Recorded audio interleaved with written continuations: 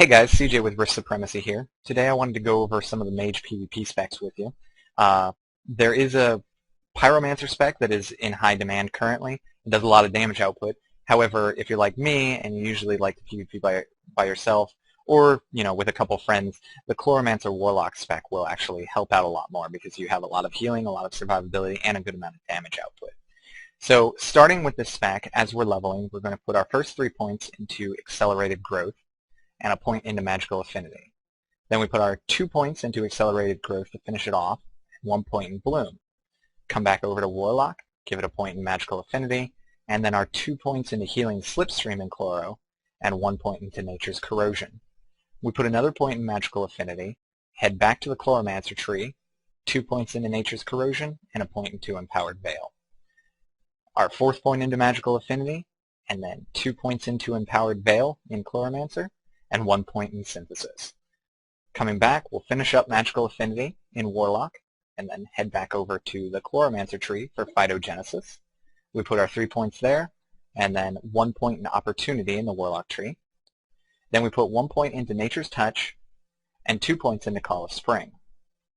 We'll put our other point into opportunity, and then finish up call of spring with the next 3 points, and 1 point in opportunity. Right now you have a very good amount of survivability. You have a very solid amount of healing and also some good support from the warlock tree. Obviously 25, 26, and 27 we want to put into raised in nature. That's going to increase the endurance you have, and then 1 point into opportunity. Back in the chloromancer tree, we'll put 1 point in the living shell. That gives you some mana return, and then also a damage shield that will absorb some damage. Be careful when you use it though, because as you take damage, it reduces the amount of mana you will receive.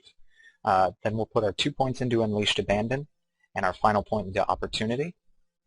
Finishing up the tree, we'll put a point into Essence Surge, which is probably your most powerful skill in the Chloromancer tree, which will heal you for 100% of your maximum health. It reduces the magic damage dealt by you by 50% per 12 seconds, but the heal largely outweighs that, like heavily outweighs it. We'll put our last point into Unleashed Abandon in the Chloromancer tree, and then we'll come over to the Warlock tree. We're going to start putting points into Vitality, so we finish that off there, and then 5 points into Potency. We'll put a point into Shadow Life. Now at this moment I'd like to point out that Shadow Life and Essence Surge is a very solid combination. Shadow Life increases your total max health by 50% and heals you for 50% of your new total max health. It's got a 3-minute cooldown, but it lasts for 20 seconds, and it's very powerful. Couple that with Essence Surge, and you have an even larger heal because it can heal you or an ally for 100% of your max health, which Shadow Life increases. So keep that in mind when you use either of those. You want to use them in tandem because it'll get a really heavy heal out. We'll put 4 points into Dark Power, and then 5 points into Improved Warlock Armor. Now, obviously, my character isn't level 50 yet. I've been working on her. She's only been played for about 2.5 days worth of playtime.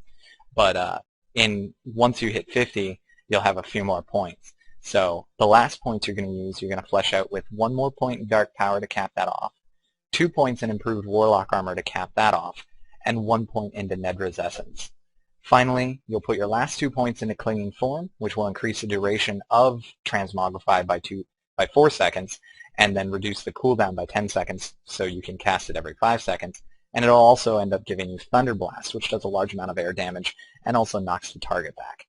Again, this is a very solid spec. It focuses more on support than damage output, but again, it does have quite a bit of damage output, so you don't have to worry about that.